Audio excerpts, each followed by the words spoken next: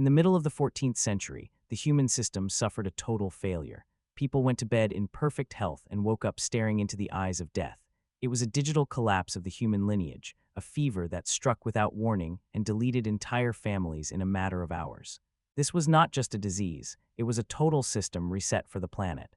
Welcome to Binary BC, where we reconstruct the most cataclysmic data points in human history. Subscribe to Binary BC now to witness the high-definition rendering of the apocalypse that nearly ended Western civilization. The symptoms were a nightmare of biological processing errors. Dark, agonizing swellings known as buboes appeared under the armpits and along the neck, the system's lymph nodes failing under the pressure of the Yersinia pestis bacterium. Within days and sometimes mere hours, entire households were wiped from the record. Church bells, which usually signaled the rhythmic pulse of medieval life, began to ring so incessantly that cities eventually stopped counting the dead. Graveyards reached their maximum storage capacity, overflowing into massive plague pits. Streets that were once vibrant hives of commerce fell into a heavy, oppressive silence. Across the continent, a single terrifying question echoed through the minds of the survivors. Is this the final shutdown of the human world? What the people of 1347 didn't realize was that they were the primary subjects of the deadliest pandemic in recorded human history. This was the Black Death, a biological agent that would eventually kill up to half of Europe's population and permanently reconfigure the source code of civilization itself. Once the infection sequence began, there was no escape. To truly comprehend the scale of this devastation, we must first look at the height from which humanity fell. The early 14th century was not a period of darkness, it was the apex of the High Middle Ages.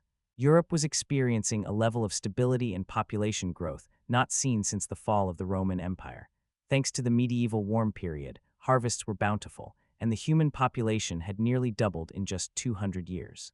Cities like Paris, Florence, and London were bursting past their ancient walls, operating as dense, chaotic, and highly connected hubs of activity. This world was the first true global network. A merchant in Venice could acquire silk that had traveled the entire length of the Silk Road without ever leaving a secure trade network, a system often called the Pax Mongolica. This medieval World Wide Web moved spices, gold, and technology across continents with unprecedented speed.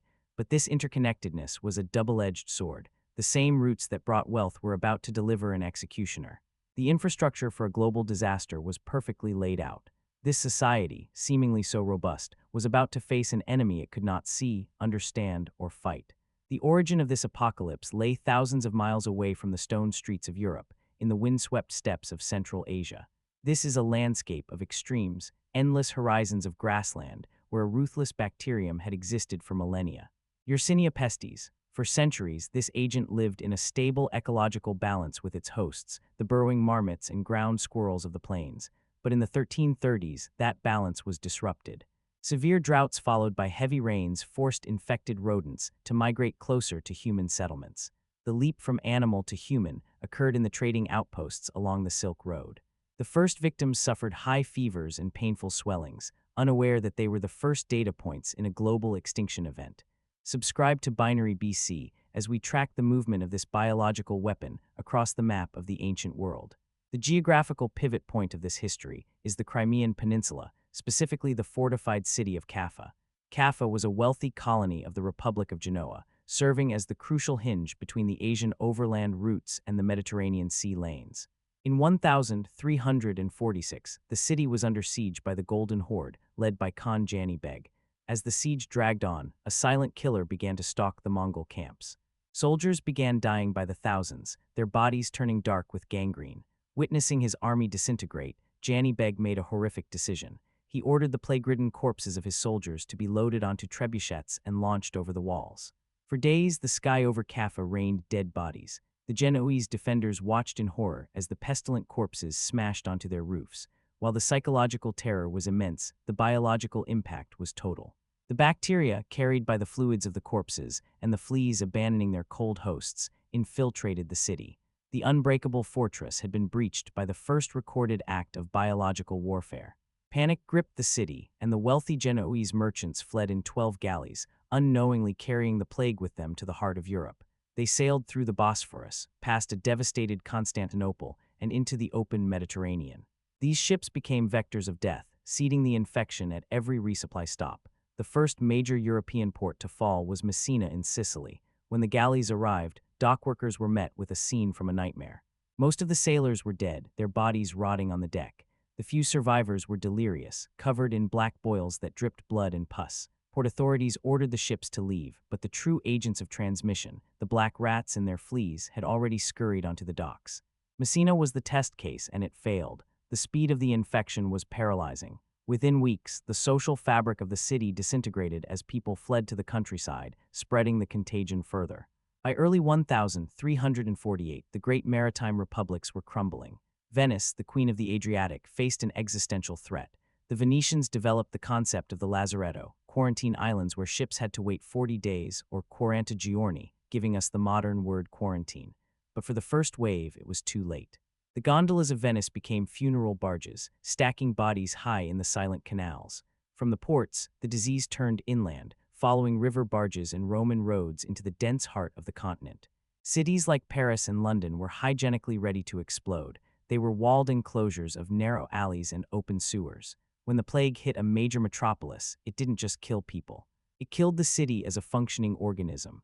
We must understand the terror of facing this without the light of modern science.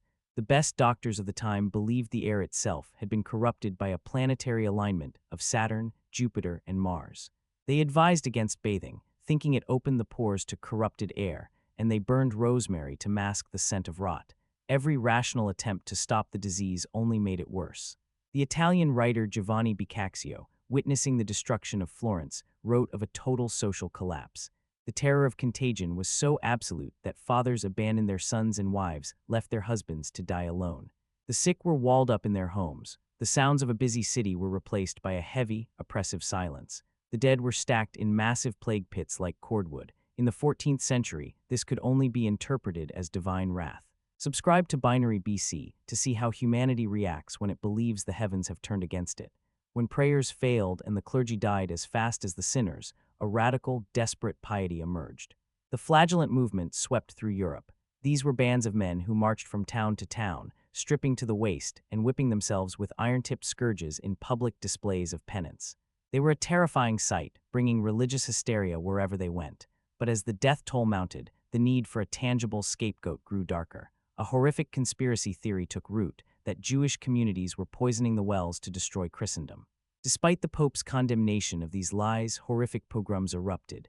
Entire communities were rounded up and burned alive. The Black Death unleashed not just biological horror, but the darkest, most primitive aspects of human nature. The plague was not just an urban phenomenon. 90% of the population lived in the rural countryside, and the disease found them there, too. Thousands of small villages were wiped out entirely. The manorial system of labor ground to a halt. Contemporary chronicles describe eerie scenes of harvests, rotting in the fields and herds of cattle wandering aimlessly because their shepherds were dead. Wolves began to reclaim the landscape. By 1350, the plague had reached the northernmost limits of Scotland and Scandinavia, even dealing a death blow to the Norse colonies in Greenland. By 1351, the catastrophic wave finally began to burn itself out, having run out of easily accessible victims. The fog lifted to reveal a continent transformed. Modern historians estimate that between 75 and 200 million people died across Eurasia. In Europe alone, 50% of the population perished in less than 5 years. The survivors emerged into a world that was fundamentally different. The massive loss of life created a severe labor shortage, giving peasants, for the first time, the power to demand higher wages and better conditions. The rigid structures of serfdom began to crack, leading to the golden age of the laborer. The psychological scars, however, were permanent. Art became obsessed with the dance macabre, the dance of death, showing skeletons leading kings and peasants alike to the grave. It was a stark reminder that death was the ultimate equalizer. The Black Death was the greatest trauma Western civilization ever endured, shattering the optimism of the High Middle Ages and forcing the emergence of a more cynical, questioning, and adaptable modern world. As our AI reconstruction processes these ancient textures, we see more than just the pain. We see the resilience of the human system. The survivors had to rebuild their world with half the processing power they once had. They had to innovate, moving away from the old manorial codes toward the early foundations of the Renaissance and the Industrial Age. The labor shortage in Europe meant that human life suddenly had a higher market value. technology began to replace brute force because there simply weren't enough hands to do the work. The printing press, the advancement of weaponry, and new maritime techniques all found fertile ground in the post-plague world. But the memory of the Great Mortality never truly left the collective hard drive of humanity. It reshaped how we viewed the body, the soul, and the state. It taught us that no matter how connected our world becomes, no matter how many Silk Roads or high-speed data cables we build, we are always vulnerable to the invisible agents of nature. The Black Death was a reminder that we are biological entities living in a world of physical risks. At Binary BC, we don't just look at the dates. We render the emotions, the architectural details, and the social structures of the past so we can better understand our current trajectory. If you appreciate this digital preservation of history, make sure you are subscribed to Binary BC. We are constantly updating our archives with new reconstructions, from the collapse of the Bronze Age to the industrial revolutions of the future.